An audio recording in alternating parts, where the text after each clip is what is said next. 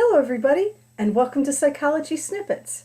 Today's snippet, we're going to talk about the difference between an introvert and an extrovert. These terms are thrown around a lot, but I just wanted to give you the real definition of what it means to be an extrovert or an introvert. So let's get started. Let's start with our true or false question. True or false? An introvert means you don't like people. True or false? This is actually false. The biggest thing when we're talking about introverts and extroverts is basically, where do you get your energy from? Are you more energized by being by yourself, or are you more energized by being with other people? If you think of yourself like your phone, the whole thing is, where do you get energized? If your battery is low, which way do you tend to go? So when I was teaching this to my students, I would ask them at the end of the day, after you've had all your classes and or worked, do you like to go home and just binge watch shows, be by yourself on your phone? Or are you like, oh, I've been around, had to listen to instructors all day. I just want to go and be with people. I got to talk to people. Now, I do want to say that an introvert will talk to people if they feel very comfortable. But the whole point is sometimes they take a little bit before they get comfortable with a person. And usually an introvert will have one or two really good friends, whereas extroverts tend to like to do things in groups, get everybody together. The more the merrier. That's more of an extrovert type of seeing the world. An introvert tends to like doing one-on-ones. Going to meet new people can sometimes be difficult. There's also a term called ambivert, which means that you're literally in the middle between an extrovert and introvert. So there's also that possibility as well. But usually most people will fit in more extrovert or more introvert.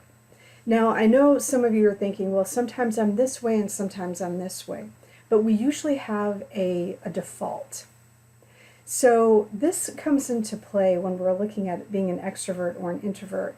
This comes into play particularly when we're dating with somebody and or married somebody. So if you're with somebody and you're an introvert and they are like, honey, I love you, but if we have to sit in and watch a show or a movie one more time, I'm going to go crazy. I need to get out of here. I need to be with people. That's more of an extrovert. An introvert is like, if we have to go to one more gathering, I gotta go home. I gotta be with myself. So it's just a different way of getting energy. And extroverts need introverts need extroverts. It's just two different things. The thing to remember is that introverts will often look like an extrovert, especially when they're with their friends. They're very select friends. And extroverts aren't necessarily loud, obnoxious people. They just like to talk to people. They get energized. They feel really connected that way. There's some new neuroscience research that even shows that the brains are different in an introvert versus an extrovert. I will say in American society, extroverts are definitely more celebrated. Get out there, get your name out there, talk to people, For introverts, that can be very difficult and very draining. It can be draining for extroverts too, but for introverts, it's especially draining. The other thing to remember about introverts is sometimes they need some time to process things.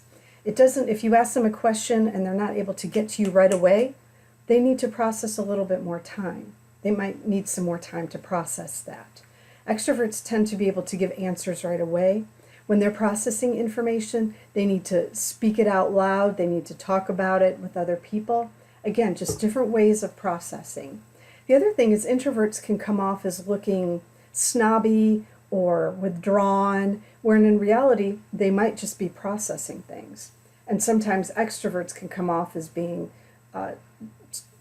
too mouthy or talky or obnoxious. So it's important to remember the other side. My grandpa was a huge extrovert. He never knew a stranger, loved talking with people in line at the grocery store. When we went out, he would talk to the waiter and waitress, and really want to know about them. He was a great storyteller. My grandma, on the other hand, was more of an introvert. Now, she loved people too, but she appreciated her alone time, and especially with a lot of kids, she really appreciated that. But they were married for many, many years, so it is possible and it can happen. So I hope this was helpful for you.